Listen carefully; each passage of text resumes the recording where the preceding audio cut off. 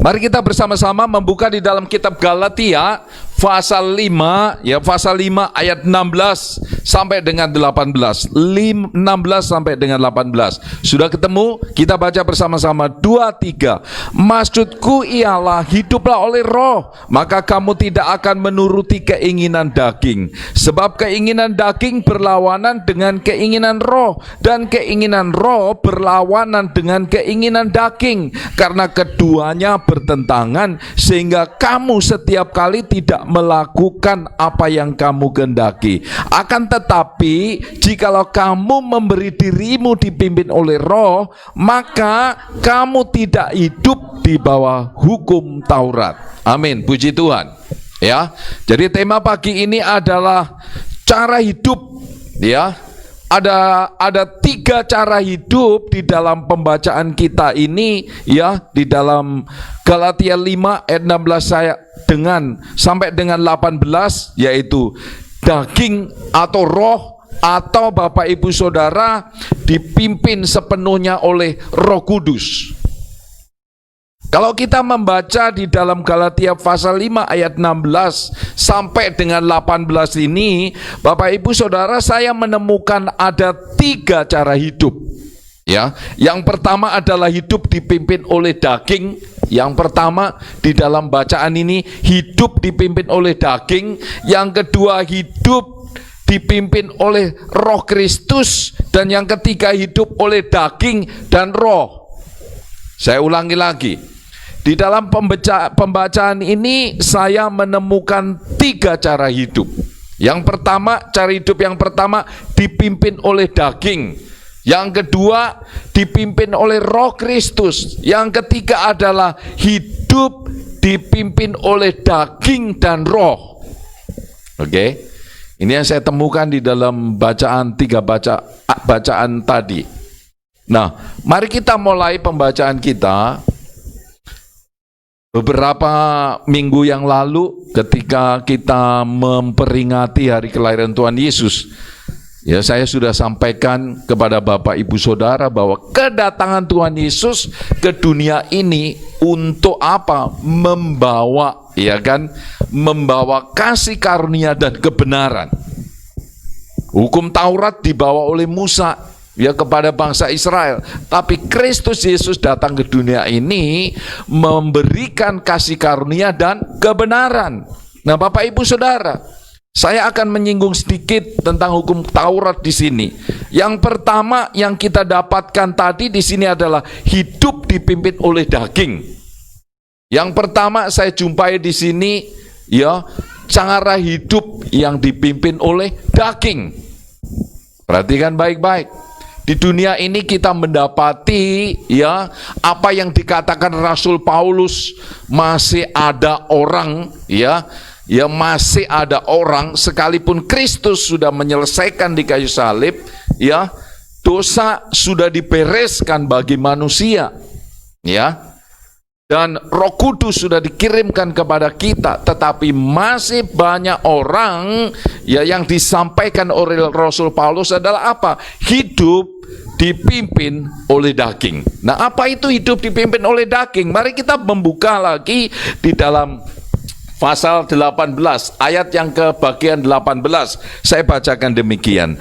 Akan tetapi, ya, jikalau kamu memberi dirimu dipimpin oleh roh, ya, maka kamu tidak hidup di bawah hukum Taurat. Sekali lagi saya bacakan. Akan tetapi jikalau kamu memberi dirimu dipimpin oleh roh, maka kamu, sekali lagi, tidak hidup di bawah hukum Taurat. Perhatikan Bapak Ibu Saudara, hidup dipimpin oleh daging sama dengan menempatkan diri kita di bawah hukum Taurat. Itu yang dikatakannya, ya.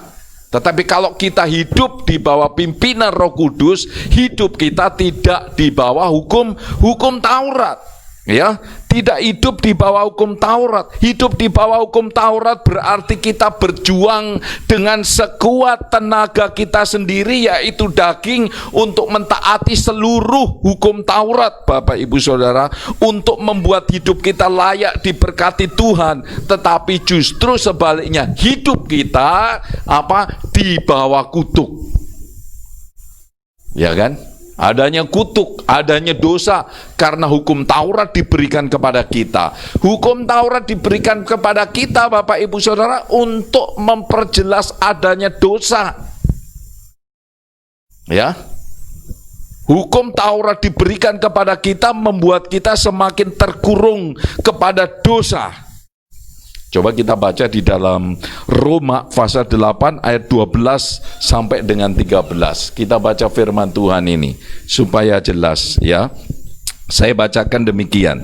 Jadi saudara-saudara, ya, ayat 12, Roma 8 ayat 12 sampai dengan 13. Jadi saudara-saudara, kita adalah orang berhutang, tetapi bukan kepada daging, supaya hidup menurut daging. Sebab jika kamu hidup menurut daging, kamu akan mati.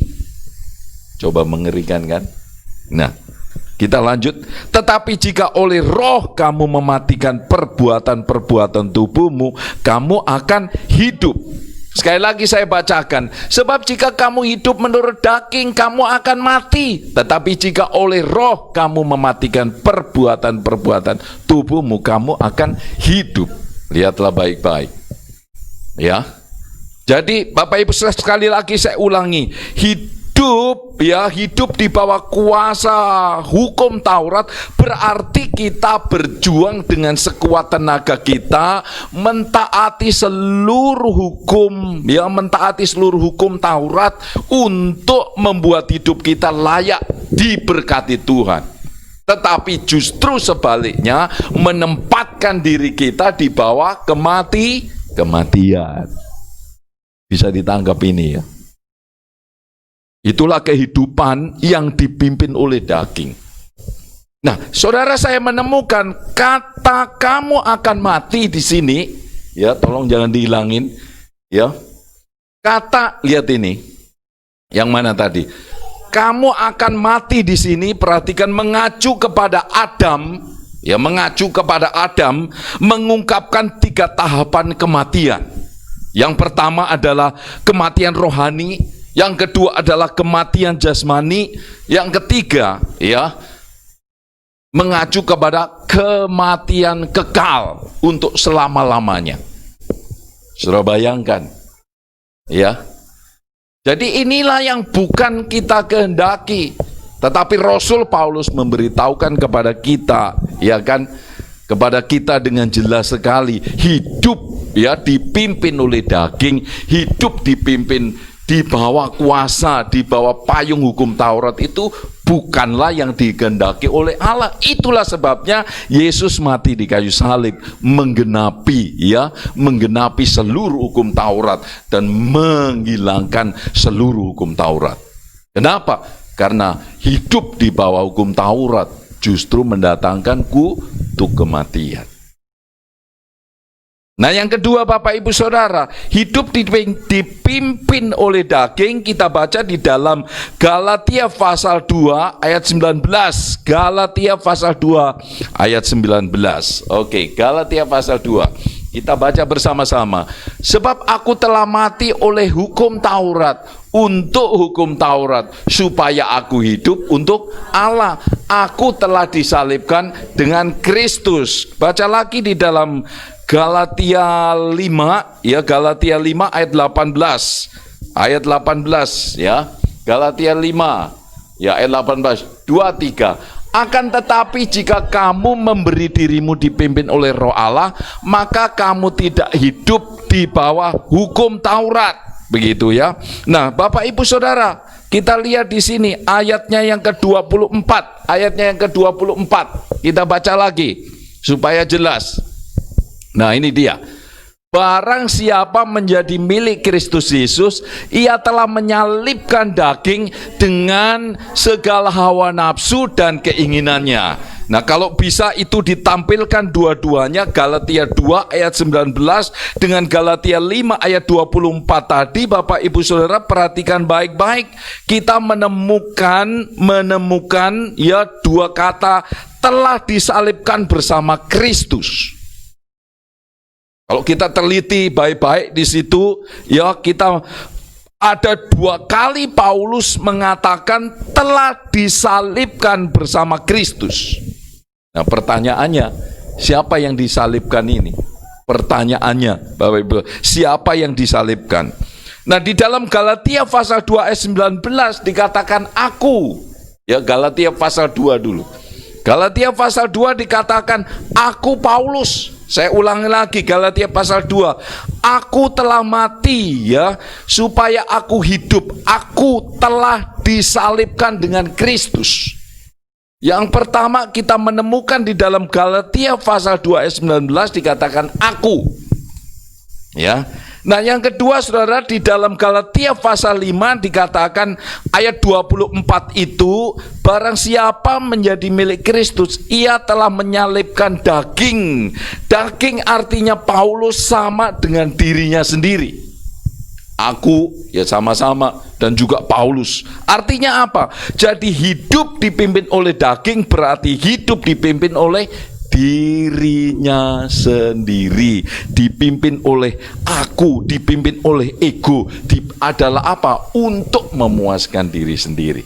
Yang pertama saya ulangi Bapak Ibu Saudara, hidup dipimpin oleh daging berarti menempatkan diri kita di bawah otoritas, di bawah kuasa hukum Taurat.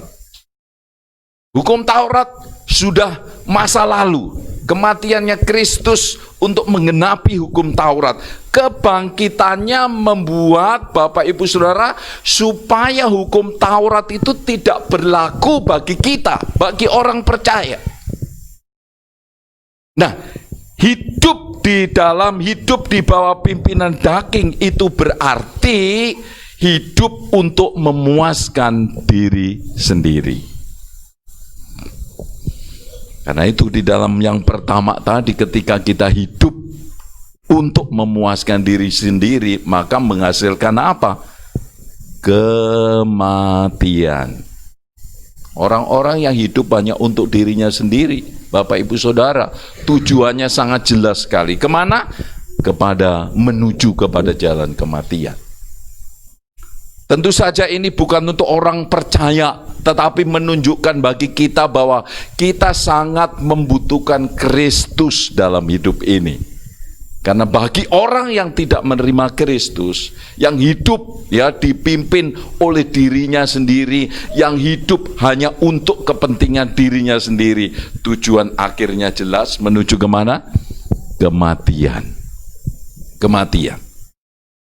Sia-sialah pengorbanan Kristus di salib.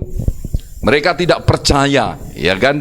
Orang-orang seperti ini, Bapak Ibu Saudara, jangankan menerima, tidak percaya, tidak bisa mengakui pengorbanan salib yang sempurna, yang sudah selesai itu. Kenapa? Tuhannya adalah dirinya sendiri. Dirinya sendiri yang dipuaskan, diagungkan. Nah, yang kedua Bapak Ibu Saudara, saya menemukan kalau yang pertama tadi hidup dipimpin oleh daging. Saya percaya tidak ada orang di sini, karena orang yang hidup dipimpin oleh dirinya sendiri, yang pertama berarti menolak Kristus sebagai Tuhan, menolak karya Kristus yang sempurna itu di kayu salib dan kebangkitannya. Yang kedua adalah apa? Hidup dipimpin oleh daging dan roh. Nah, ini tadi ya, hidup dipimpin oleh daging dan roh. Nah, orang-orang yang hidup dipimpin oleh daging dan roh, cirinya seperti apa? Nah, yang pertama mari kita buka di dalam Galatia pasal 5 ayat 17. Ini dia, Galatia pasal 5 ya dan 17. berbunyi seperti ini. Saya bacakan. Sebab keinginan daging berlawanan dengan keinginan roh, dan keinginan roh berlawanan dengan keinginan daging, karena keduanya bertentangan, sehingga kamu setiap kali tidak melakukan apa yang kamu kehendaki. Coba kita teliti baik-baik, kita perhatikan di sini, ya.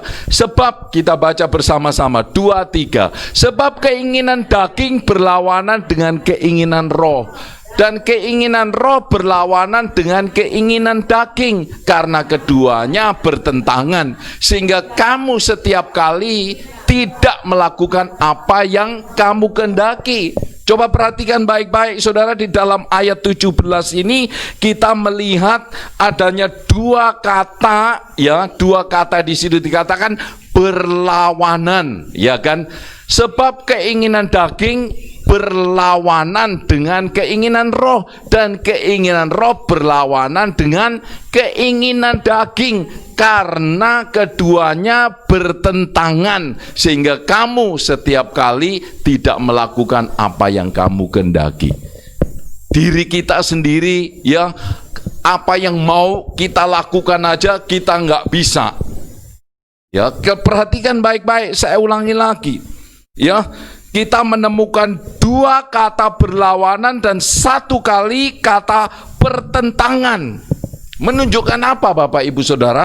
Menunjukkan bahwa di dalam satu perahu kehidupan tidak bisa dipimpin oleh daging sekaligus dipimpin oleh Roh Kristus. Kenapa Bapak Ibu Saudara mengatakan dengan jelas di sini? Karena daging dengan roh bertentangan, berlawanan, tidak akan bisa rukun sejalan. Nggak bisa. Jelaskan di situ, berlawanan. Ya, roh dan daging itu tidak bisa, ya, memimpin sekaligus hidup kita. Kenapa? Karena dia akan berlawanan, bertentangan, tidak akan bisa rukun. Tidak akan bisa rukun sejalan. Kenapa saudaraku? Karena daging dengan roh mereka akan berjuang, ya, mereka akan berlomba. Ya, memang bagi orang belum percaya Kristus bertentangan daging dengan roh, ya, tidaklah menjadi masalah. Kenapa? Karena roh mereka masih mati dan hidupnya masih dipimpin oleh daging. Ingat tadi yang pertama, ya, bagi mereka yang belum menerima Kristus sebagai Tuhan dan Juru Selamat, bagi mereka yang hatinya belum dikuasai oleh Roh Kristus, ya, pertentangan ini tidak masalah, tidak terjadi persoalan. Kenapa? Karena rohnya masih mati. Yang memimpin adalah kedagingan. Tapi bagi orang percaya, pertentangan perlawanan daging dengan roh menjadi masalah. Menjadi masalah. Kenapa Bapak Ibu Saudara? Roh Tuhan yang ada di dalam hati kita ingin melakukan kehendak Allah, ya kan? Roh Tuhan yang ada di dalam diri kita, ya, punya keinginan yang besar untuk melakukan apa yang Tuhan mau. Tapi roh kita yang masih tinggal di dalam daging ini, yang masih tinggal di dalam daging ini, yang selalu ingin melakukan dosa, ya saudara-saudara, maka daging ingin memuaskan keinginan sendiri, yaitu keinginan dosa. Maka yang terjadi Bapak Ibu Saudara, keduanya saling berlomba, ya kan, saling berlomba seperti balapan mobil di arena balap, ya kan. Roh kita ingin apa? Melakukan hal-hal yang baik. Tapi dagingan ini, ya kan, kedagingan ini muncul, ya, juga mendorong, juga bersaling berebutan seperti ini. Ya kan? Makanya nggak heran di hari seperti ini kita ingin ibadah, mencari suara Tuhan.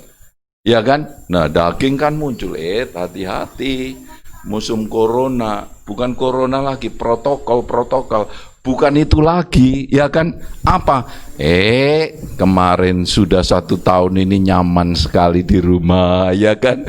Nggak ada masalah dengan saya, ya kan? Dengan tubuhmu yang masih enak terbaring bermalas-malasan di rumah. Buat apa mencari Tuhan? Semua aman-aman saja, kedagingan seperti ini. Tapi roh kita, Bapak Ibu Saudara, roh yang ada di dalam diri kita juga berteriak, ini waktunya bersekutu, ya kan? Saling berpacu, saling mendorong di dalam hidup kita. Ya. Sehingga itu tadi terjadi perang terus menerus seperti itu. Ya, betul kan? Itulah yang terjadi. Kalau hidup kita belum sepenuhnya ya diserahkan kepada pimpinan Roh Kudus, maka ibaratnya itu tadi seperti balapan mobil di arena balap, ya kan?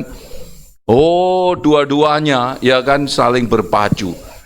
Di sisi lain roh Allah, ya roh Allah, Bapak Ibu Saudara ingin mengendalikan, tetapi di sisi lain ya kedagingan juga ingin mengendalikan, ingin mengontrol, ingin memimpin. Terus menerus begitu. Karena itu roh dan daging di dalam diri kita ini nggak bisa berjalan sejalan rukun mencapai tujuannya. Karena masing-masing kedagingan, Bapak Ibu Saudara, daging membawa kita kepada kematian, tapi roh membawa kita kepada kehidupan. Ya.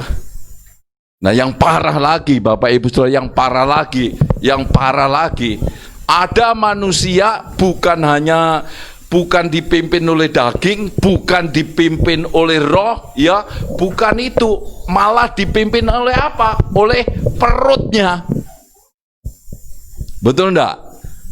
Pada hari zamannya Tuhan Yesus itu banyak sekali, saudara, parah sekali, banyak orang hidup dipimpin oleh perutnya. Perhatikan, begitu Tuhan Yesus mengadakan pelipat gandaan, ya kan, anggur, ya, air menjadi anggur, roti diperbanyak, ikan diperbanyak, semakin banyak orang berduyun-duyun mengejarnya, ya kan, luar biasa, mengejar mujizat. Kenapa? Karena di dalam Yesus ada pemenuhan perut, ada makanan yang berlimpah, ya kan.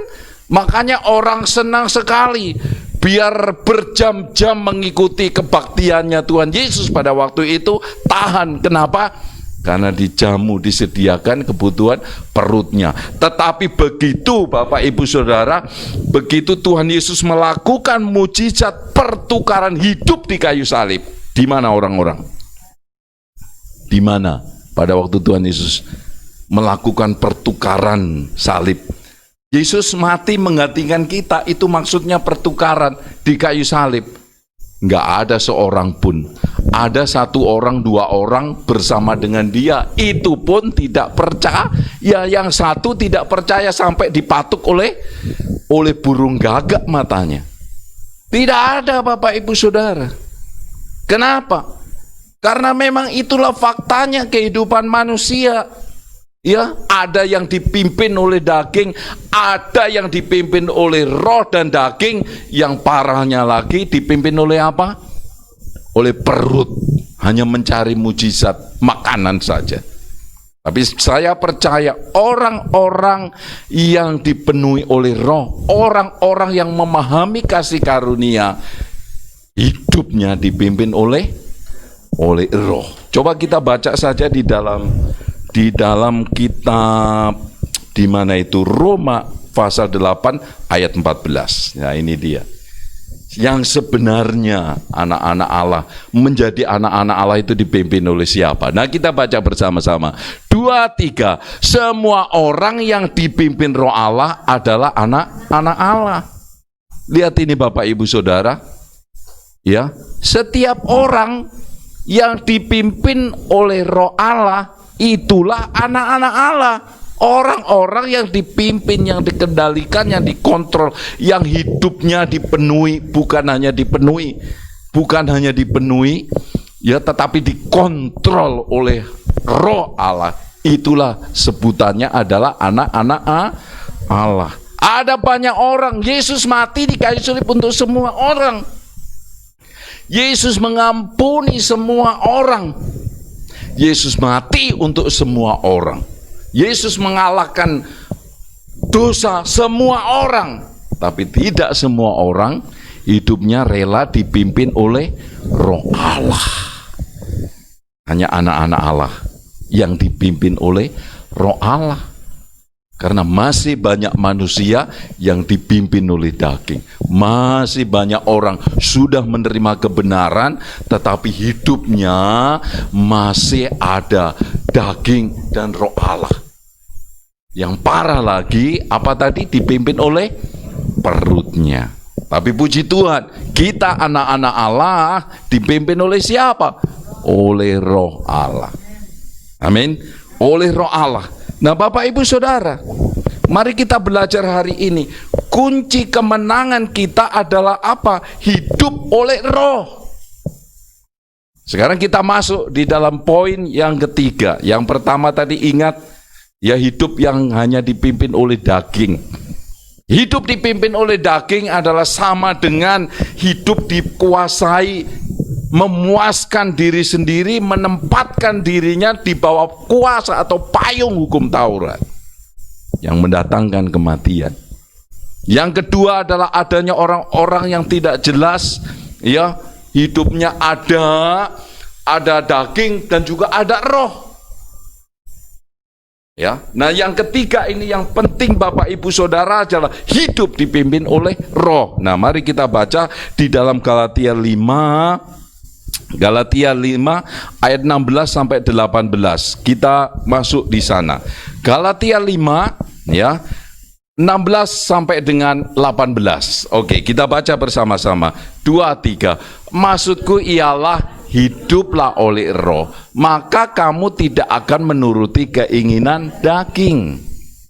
Ya, oke. Terus kita baca lagi ayatnya yang ke 17-18. Terus kita baca lagi. 2, 3. Sebab keinginan daging berlawanan dengan keinginan roh, dan keinginan roh berlawanan dengan keinginan daging. Karena keduanya bertentangan sehingga kamu setiap kali tidak melakukannya apa yang kamu lakukan. Ayat 18. Akan tetapi jikalau kamu memberi dirimu dipimpin oleh roh, maka kamu tidak hidup di bawah hukum Taurat. Bapak Ibu Saudara, saya menemukan di sini menjelaskan ada 2 akibat bila kita hidup dipimpin oleh Roh. Saya menemukan 2. Ya, kalau hidup kita ini dipimpin oleh Roh. Ini kuncinya. Ini yang membedakan karya salib Kristus yang sudah selesai itu di sini.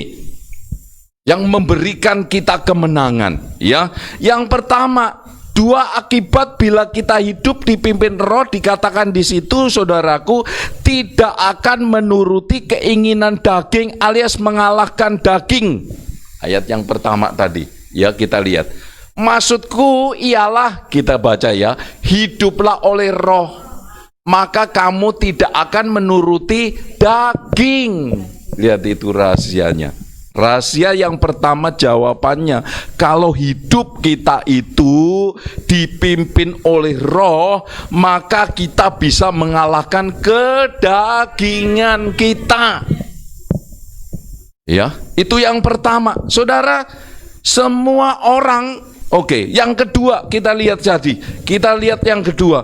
Maka tidak hidup di bawah hukum Taurat. Ayat 18-nya. Ayat 18-nya ya. Akan tetapi jikalau kamu memberi dirimu dipimpin oleh Roh, maka kamu tidak hidup di bawah hukum Taurat. Yang pertama, kalau hidup kita dipimpin oleh Roh Allah, ya, hasilnya ini saudara, maka kita bisa melawan kedagingan. Yang kedua, kita tidak berada di bawah hukum Taurat. Nah, semua orang percaya dalam hidup baru tidak hidup dengan kekuatannya sendiri, tetapi hidup dipimpin Roh Allah. Amin. Nah, artinya begini Bapak Ibu Saudara. Artinya fokus perjalanan hidup ini bukan pada mengalahkan daging. Perhatikan ini. Ya. Fokus kita dalam hidup ini ya tidak, sekali lagi saya ulangi, tidak atau bukan pada mengalahkan daging dan keinginannya alias kebiasaan buruk. Fokus kita bukan dengan itu, bukan. Saudara, kita tidak akan bisa, perhatikan, menunjukkan ayat ini, kita tidak akan bisa mengalahkan daging dengan kekuatan kita sendiri. Tidak akan bisa. Seberapa kuatnya saudara menahan diri oleh kebiasaan buruk yang terus-menerus merongrong kita. Sampai berapa lama pertahananmu itu tetap kuat, tidak jebol. Ya. Alkitab dengan jelas mengatakan ada efek yang luar biasa ketika kita tunduk, ketika kita nurut, ketika kita mau dipimpin oleh Roh Allah, maka kita bisa ya memenangkan ya kekuatan daging itu. Siapa? Siapa yang bisa tahan? Siapa yang mampu? Siapa yang mampu melakukan hukum Taurat sebanyak itu dengan sempurna? Tidak ada. Tidak ada seorang pun yang bisa dengan sempurna mentaati seluruh hukum Taurat yang berjumlah segitu banyaknya itu. Ada? Tidak ada. Kalaupun kita mampu melakukan 612, gagal satu aja, maka itu berarti gagal. Hukum Taurat itu, saudaraku, adalah kekuatan sendiri, segala upaya diri kita melakukan atau mentaati seluruh hukum Taurat untuk menjadi hidup kita layak dan benar di hadapan Tuhan. Ya kan? Sedangkan ada satu saja, barang siapa yang tahu melakukan kebaikan tapi tidak melakukannya sudah gagal alias dosa. Ya. Betapa mengerikannya. Karena itu dikatakan di sini, kunci kemenangannya adalah apa? Hiduplah dipimpin oleh Roh. Sehingga kita bisa mengalahkan. Jadi kuncinya adalah apa? Hidup kita, fokus kita adalah bukan berupaya mengalahkan kedagingan, bukan berupaya menahan ya godaan-godaan kedagingan, bukan, tapi fokus kita adalah apa, saudara? Dipimpin oleh Roh Allah. Amin. Itulah yang menjadi fokus kita. Kita harus menyerahkan ya komando itu kepada Dia, yaitu Roh Kudus. Pernah satu hari sekalipun kita tidak berbuat salah? Ya. Betapa seringnya. Mungkin kita tidak mencuri, tidak membunuh, tidak merampok, ya kan? Pernah tidak kesel sama anak karena saking lincahannya anak kita? Itu pun sudah gagal kita. Jadi tidak mungkin kita bisa melakukan semua dengan sempurna hukum Taurat. Sementara itu kalau kita tidak dipimpin oleh Roh, berarti kita menempatkan di bawah pimpinan hukum Taurat. Karena itu Alkitab katakan, ya Alkitab katakan dengan jelas sekali, hiduplah oleh Roh, maka kamu tidak akan menuruti keinginan daging. Jadi bukan, sekali lagi, bukan segala daya upaya dengan kekuatan sendiri yang menahan agar supaya keinginan daging itu tidak terlaksana. Pertanyaannya buat kita, berapa kuat kita menahan ya godaan kekuatan daging? Berapa lama kita bisa selalu sabar dan rileks dengan anak-anak kita? Gimana Bu? Bisa? Tidak bisa, Bapak Ibu Saudara. Jadi apa?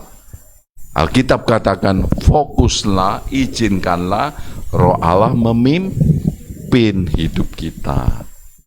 Amin. Itulah yang menjadi fokus kita.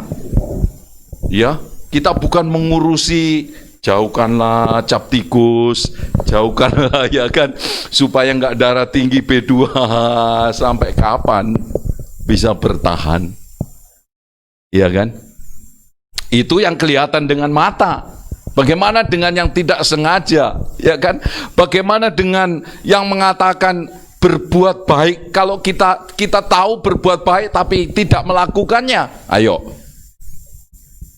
Saudara tinggal bertetangga dengan tetangga saudara.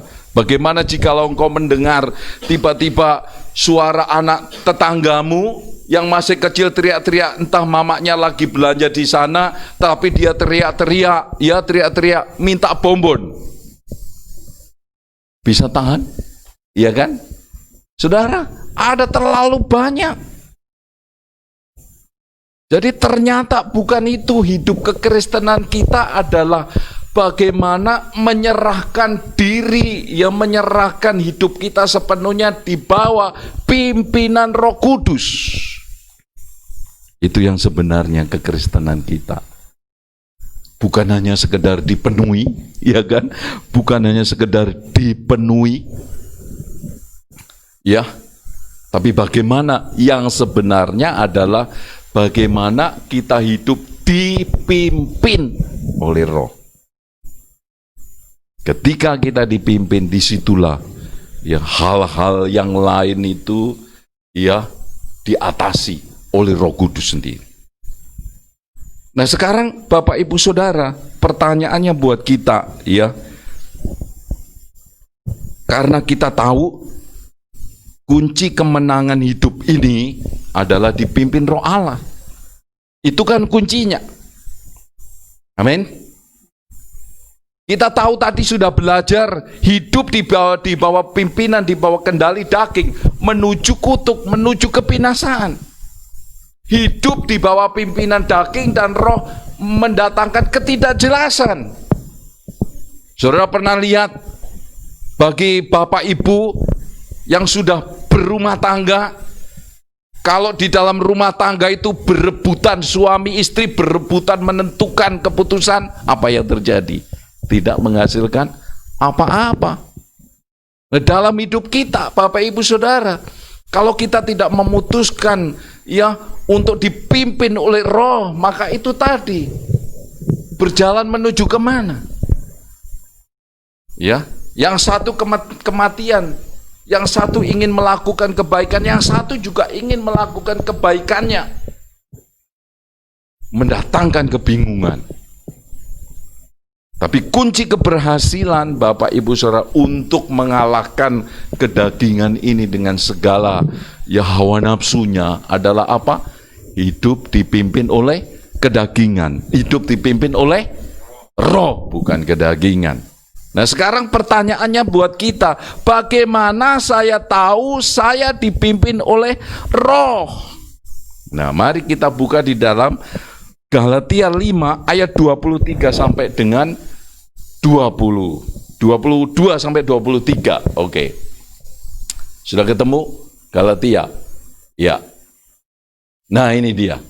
Oke, 20 mulai 22.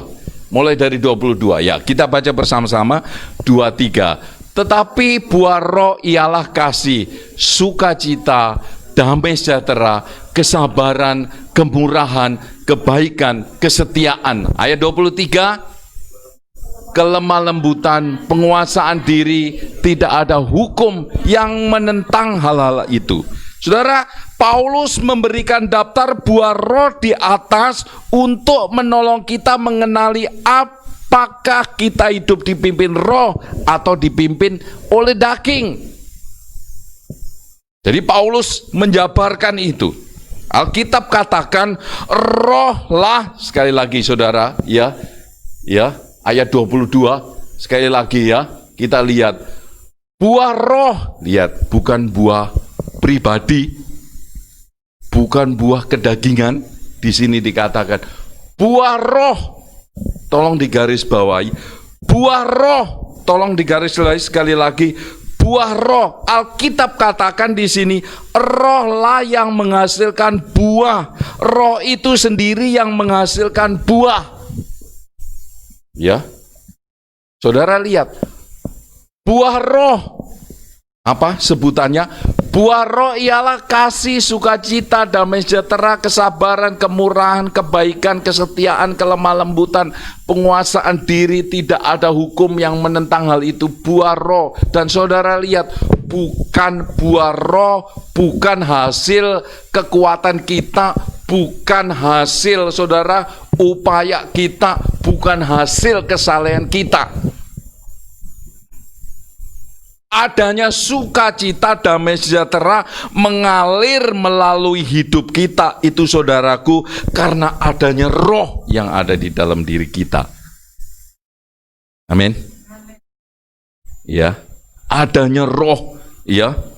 Kenapa? Karena kata buah roh adalah kata tunggal merupakan serangkaian sifat ilahi yang keluar bersamaan melalui hidup kita akibat dari apa? Kehadiran roh. Bukan hasil kerja keras kita, ya kan? Bukan hasil kekuatan kita. Oke, bisa paham?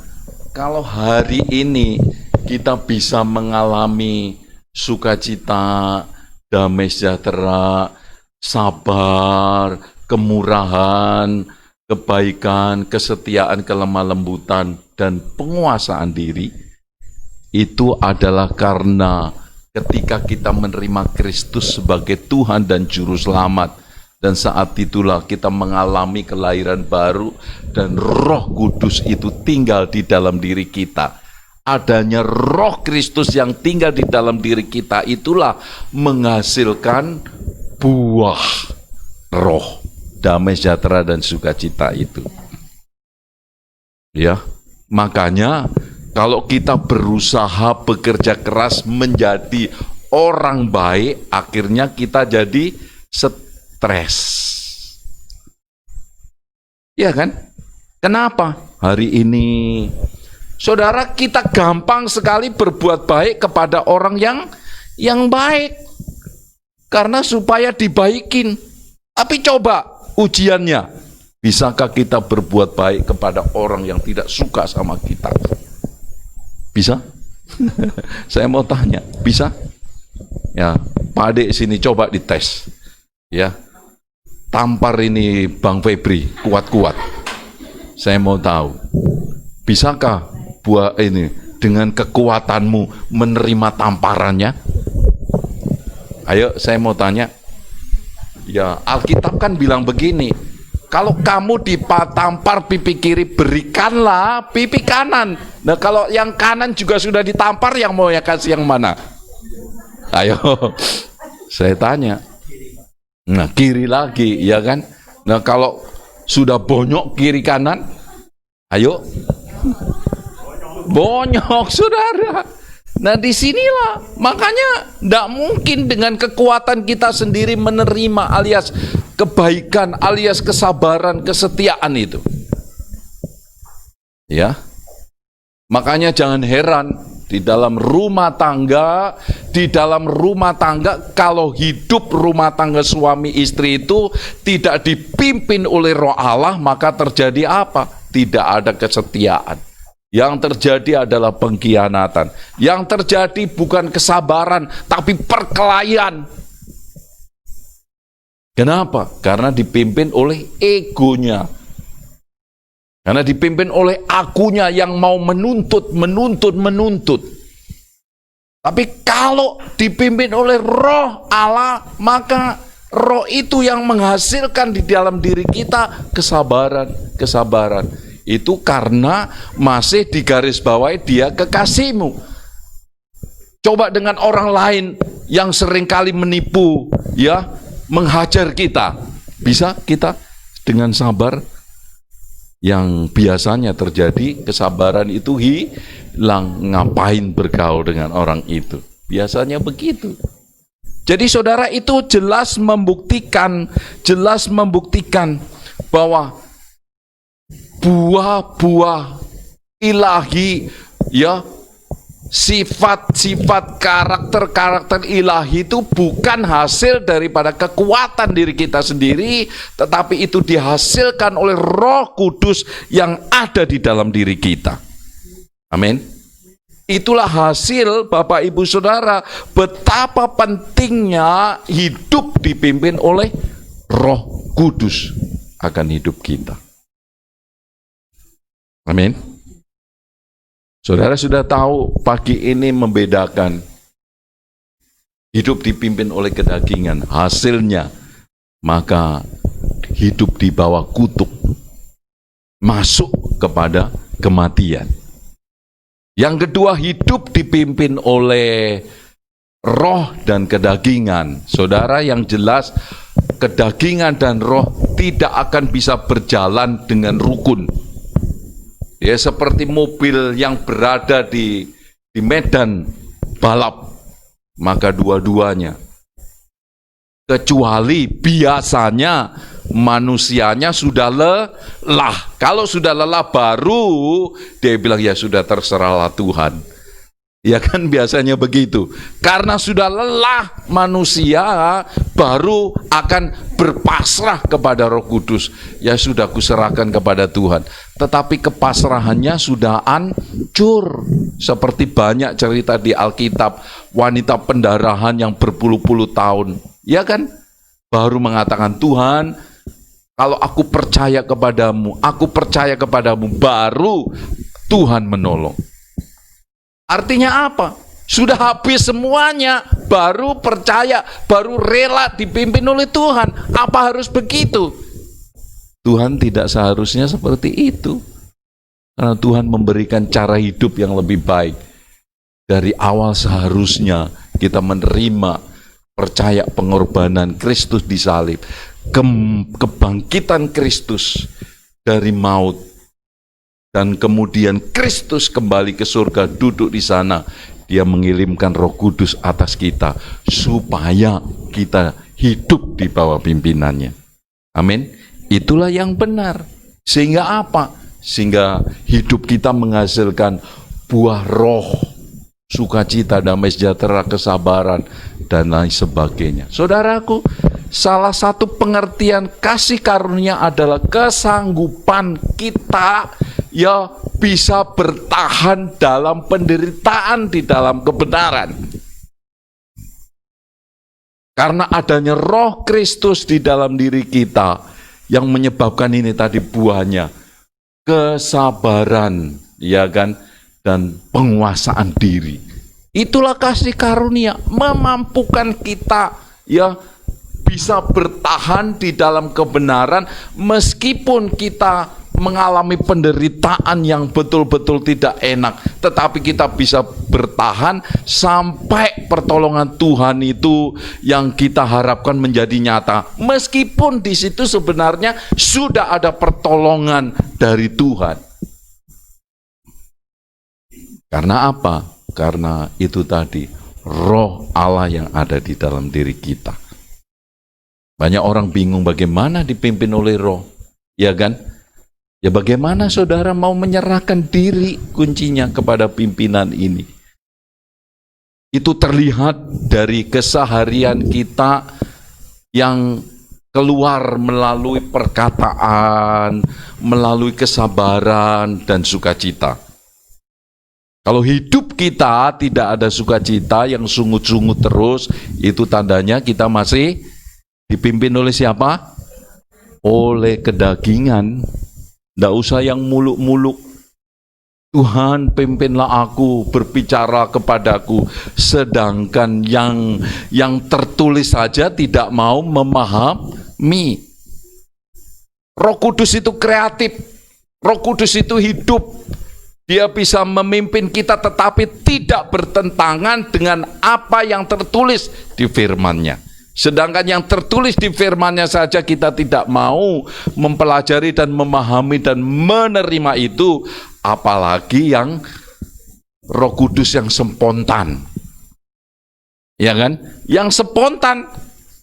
Ingat, kesaksian tentang Tuhan Yesus itu tidak ditulis semuanya. Kalau ditulis semuanya tidak muat bukunya, pasti tebal sekali Alkitab kita. Artinya apa? Tuhan Roh Kudus masih berbicara, masih menuntun kita dengan caranya yang kreatif. Tapi yang pasti, dia tidak akan bertentangan dengan Alkitabnya. Alkitab itu sudah cukup bagi kita, menuntun kita ya hidup di bawah pimpinan Roh Kudus. Meskipun dia bisa berbicara ya yang lebih lagi. Tetapi intinya Roh Kudus akan menuntun kita ya sesuai dengan apa yang tertulis. Amin. Dia bisa. Ya, dia bisa menuntun kita secara adikodrati itu, secara supranatural. Kuasanya tidak berubah. Tapi intinya kita belajar dari Alkitab, ya, bahwa hidup ini kalau kita mau mengalami berkemenangan menurut ya warisan yang diberikan Tuhan Yesus kepada kita adalah apa? Bukan hidup dipimpin oleh kedagingan, bukan hidup yang tidak jelas ya, dipimpin daging dan roh, tapi yang benar adalah hidup dipimpin oleh Roh Allah. Itu yang benar. Rahasianya itu tadi di dalam Galatia 5 ini. Itu salah satu contohnya buah-buah roh yang bisa menjadi ukuran dasar. Siapa yang mengendalikan kita? Daging, amarah, hawa nafsu. Siapa yang memimpin kita? Kalau Roh Allah yang memimpin kita, kesabaran, ya kan? Penguasaan diri. Itulah dia yang kelemah lembutan, setia, kemurahan, damai sejahtera. Amin. Damai sejahtera. Itu ukuran, itu tolak ukur yang pertama yang tertulis. Yang tertulis. Alkitab juga mengatakan, ketika engkau diserahkan menghadapi aniaya, tenanglah, aku akan memberikan bimbingan kepadamu. Kata Tuhan seperti itu, artinya Roh Kudus, dia tahu akan berbicara apa dan memberikan hikmat apa kepada kita ketika tiba waktunya. Tapi hari ini kita bisa mengukur ya hidup kita dipimpin kedagingan, dipimpin Roh Allah atau dipimpin oleh diri kita sendiri, kita tahu. Amin. Kita tahu. Siapa sampai hari ini yang memimpin hidupmu? Hanya saudara sendiri yang tahu. Amin. Roh Allah sama. Roh Allah yang ada di dalam diri saya dan di dalam dirimu sama. Roh Allah itu bukan banyak satu, tapi maha hadir. Tapi kebutuhannya yang berbeda. Ya, masalahnya yang berbeda. Masalah yang saya hadapi dengan masalah yang dihadapi oleh Bang Nandu beda. Ya, beda. Roh Kudusnya sama. Karena masalahnya beda, maka Roh Kudus memberikan jalan keluar yang berbeda kepada Mas Nandu dan kepada saya. Cara Roh Kudus memberikan hikmat, ya, mengatasi istri saya dengan Pak Marlon mengatasi Ibu Esther beda, tapi kata-katanya apa kuncinya adalah sama, berurusan dengan suami istri. Ya, ini perlu kita pahami. Amin. Jadi bukannya Roh Kudus itu banyak, tidak. Masalah yang dihadapi oleh istri saya ketika berurusan dengan saya, ya dengan Ibu Shirley berurusan dengan suaminya, Roh Tuhannya sama, tapi hikmatnya, praktek hikmatnya itu tadi, pewahyuannya sama, ya kan? Tapi hikmatnya yaitu prakteknya yang beda. Itu yang kita butuhkan. Maka kita perlu berdoa, Tuhan terima kasih pewahyuanmu, kebenarannya. Tapi tolong hikmatnya itu bagaimana mengatasi kepada dia. Itu yang beda. Saudara, Roh Kudus akan memberitahukan kepada saya bagaimana mendidik anak saya adalah kepada semua orang sama. Jangan sayang kepada rotan, ya kan? Tetapi hikmatnya adalah berbeda. Ketika saya menggunakan rotan, saya terapkan kepada anak saya yang masih kecil dan kepada anak saya yang sudah besar. Kalau kepada anak saya gunakan rotan, apa yang terjadi? Kalau itu anak laki-laki, maka terjadi perang, ya kan? Paham ya? Roh Kudus mengajar kepada kita bahwa anak-anak itu harus dididik, betul. Tapi kalau yang saya gunakan rotan dengan Bang Febri di sini yang sudah seusia ini, apa yang terjadi? Maka Aka yang di kamar itu akan keluar, ya kan? Meskipun saya bilang orang tua punya kuasa mendidik anak, ya kan? Nah, disinilah namanya hikmat. Hikmah itu di sini, hikmat itu di situ. Bedanya di situ. Roh Kudusnya sama menuntun saya, tapi penerapannya yang beda. Ya, karena itu kita perlu berdoa, Tuhan kasih saya hikmat untuk mengatasi persoalan ini. Roh Kudusnya sama, saudara, hikmatnya yang beda. Ya, apa yang diterapkan kepada si A kemudian belum tentu sama diterapkan kepada si B. Nah, inilah kita butuh hikmat, inilah kita butuh bimbingan Roh Kudus. Kita butuh pimpinan Roh Kudus dalam hidup kita. Roh Kudusnya sama, tapi hikmatnya itu yang beda untuk diterapkan ke arah sana. Dan inilah kita membutuhkan pimpinan Roh Kudus. Amin. Tapi kata kuncinya, kunci kemenangan dalam hidup kita sampai hari ini adalah apa? Hidup dipimpin oleh Roh Allah. Amin. Mari kita berdoa.